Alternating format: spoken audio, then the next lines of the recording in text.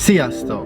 What does it feel like to drive a BMW i3 for almost a year? I've driven it 20 kilometers almost every day in my daily commute, weekends and small travel. This is the review that you need, everything that they haven't told you. This is a long-term test of the BMW i3 from as hot as it gets, as cold as it gets. Everything you need to do with the full extra, with the range extender. This is the comprehensive review that you need. I don't want to talk about the basics. Here is the link if you want to watch a video like that, and I will have some of the most important specs about the car here and in the description, so like it if you want to. But the most important things that I love about it, that this car is not only, you know, electric and saves the environment, but the way it was designed and the materials used was the first carbon fiber plastics by BMW used in the car.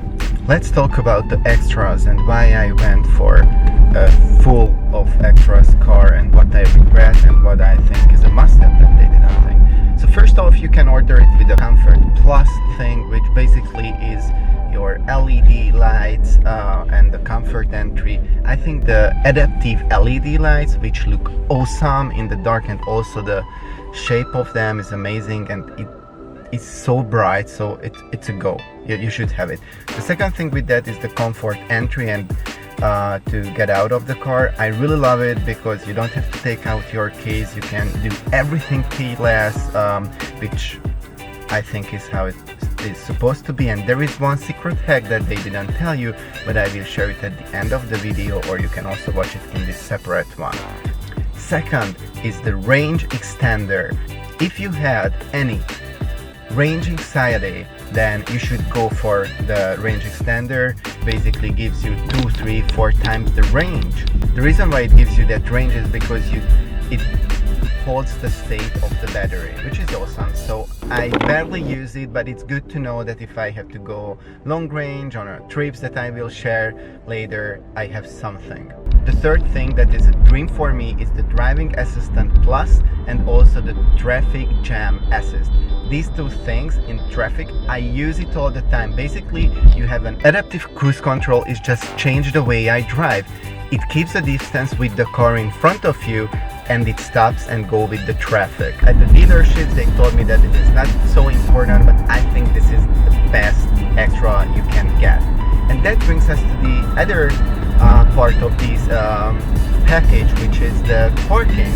With this parking, you get, of course, the camera and the sensors, but what is so cool with it, as you see it in the beginning of the video, that it parks itself in parallel.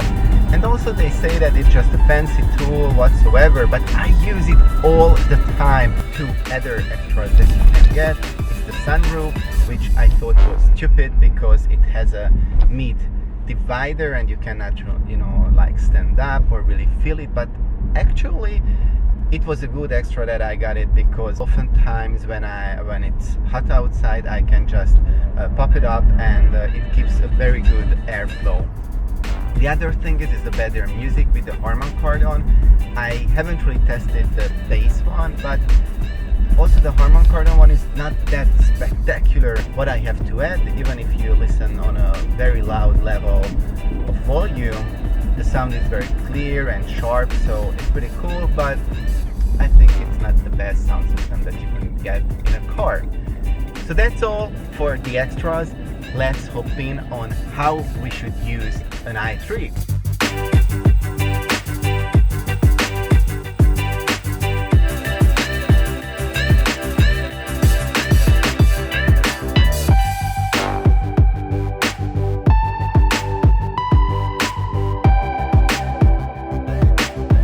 Let's dig in. What does it feel like to drive an i3 every day, and what are the things they didn't tell you and I really love about the use case of it? So first off, there are 3 driving modes. There is the Comfort mode, the Eco Pro and the Eco Pro Plus. One feature request, BMW, why can't I choose the default driving style? I prefer the Eco Pro Plus, especially when it's like spring or autumn, because that way I get like 30% extra range. So let's start with that. Whenever I get in the car, the first thing I do is I press the button and I go to EcoPro Plus. This way my usual range with a full charge could be around 120, 110 kilometers. It jumps up to 150, 160 kilometers, which is huge. I will cover the driving dynamics and style with the EcoPro Plus, but let's just leave to that if when I'm in this, the torque and everything is a little bit different, and I cannot use the climate, the AC, and it's a little bit, let's say, not that responsive, but actually it provides me such a great driving experience. So, but what happens when it's a hot summer day or it's getting cold here in Budapest, Hungary, and it's winter time? Well, then I use EcoPro, which is the second option. It still provides you with a moderate driving experience and style in terms of torque and responsiveness and sportiness, but I'm able to use the climate and everything within the car, so there are no downsides of this. Comparing to the EcoPro Plus, I get around 120, 130 kilometers. So if I compare it to comfort mode, it's like 5 to 10% more, while the EcoPro Plus will be from 100 and 110 to around 150, 60, so that's like a 40% increase in the range. EcoPro is the one that I use when it's a hot summer day or I'm traveling or it's winter time. It's the perfect setup for me because I still get a little bit more range, but I get to use all the comfort features of the i3. And then we have comfort mode. I don't get it why they call it comfort mode. It should be beast mode, or as Tesla says, ludicrous mode. Since I'm using the i3 in EcoPro or EcoPro Plus, I'm used to that style. But with comfort mode, it's like the i3 is on a nitro. It's so much more responsive, the torque is amazing. I'm like, okay, it just goes. To sum it up, I always use it in EcoPro Plus, or if I need to use the climate, EcoPro, and this way I get a range of 130 and 160 kilometers with the smaller battery, and I never have to use the REX. Let's talk about the dynamics. I mentioned a few things about it. In general, it's a small car, it has very tiny tires, but the driving experience is amazing how they created. This is not a traditional car that got an electric engine. This is built from the ground up to be this pure electric driving awesomeness. What I really love about it, since I'm using it as a city car, I'm driving it around 20-30 kilometers per day, is the size. I had smaller cars, sports cars, large SUVs. This size in a city is perfect.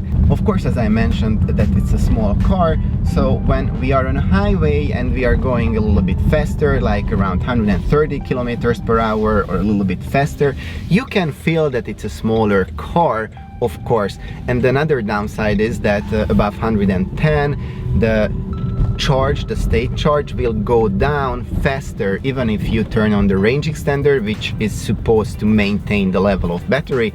Above 110, both of them drops, which is frightening. But in the city, it's perfect, and one very great way and I love about it in terms of driving dynamics, it's the one pedal driving. Basically, I don't need to press the brake. Why? It's not just for comfort reasons, but also because when it brakes itself, it's a regenerative brake, so it charges itself. So this is the way how it can maximize the efficiency of the range. But on the comfort mode, on the user experience level, just in this trip when I'm recording this, I never press the brake pedal because I don't need to. It will stop to zero and won't move. I just love it, and whenever I want to go, I just go. It's the ultimate city driving experience in my opinion, and if I don't want to use this, I just turn on the adaptive tempomat and it even does it for me. Last but not least, let's talk about the back doors, because it's a 4-person car. So it has the Rolls-Royce doors, the so-called suicide doors, and it's very easy to get in if no one is sitting in the front. You can push the front seat and it's easy to get in. But there are some downsides of it, like traveling a small distance is really easy, but if you go to a long trip, it's not that comfortable to sit in the back. And then when I'm driving and let's say I'm dropping off someone sitting behind me in the back seat, I have to unbuckle my seat belt, because other way, since there are no pillars in the middle, I am attached to it, so that's kind of stupid. And the other problem is that I cannot close the front door first, then the other one, because first I have to close the back one and then the first. This doesn't really make sense and it's a little bit inconvenient. Alright, this is how I use the car. I hope it gave you a little glimpse on how do I use it. If you found it valuable, please press the like button, share it with your friends, and don't forget to subscribe, because there will be other hidden gems coming up, and also not only about i3, but I'm gonna test the Tesla Model X. Thank you very much for watching. Don't forget to subscribe. Sziasztok!